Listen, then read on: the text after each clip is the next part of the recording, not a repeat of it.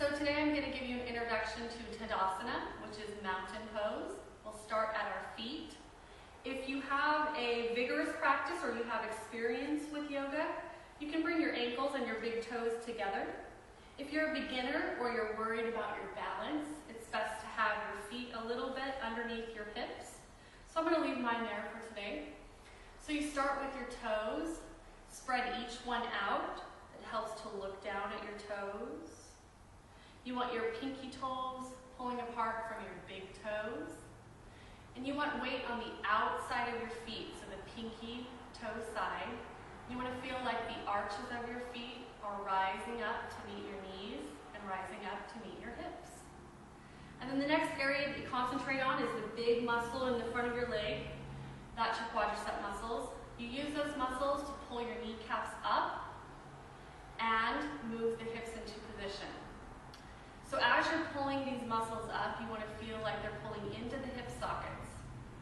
So they stay strong and engaged the whole time you're in Tadasana, mountain pose.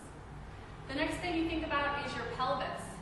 So I'm going to model some ways that our pelvis looks sometimes that isn't that helpful. So sometimes we have our butt sticking out.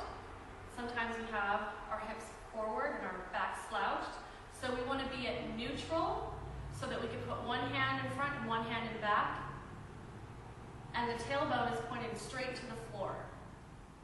The next thing you focus on is your rib cage. Again, you don't want your ribs moving forward along with your chest.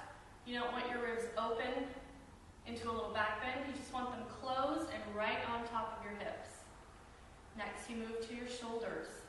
You just want your shoulders rolled back and the palms facing forward.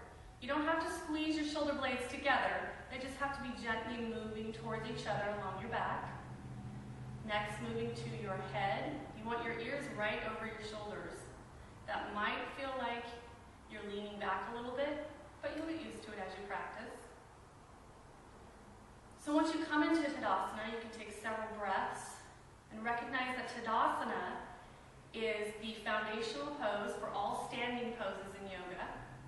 Tadasana is great to practice because you'll notice that it helps your alignment and your posture as you're walking or performing normal, natural daily movements.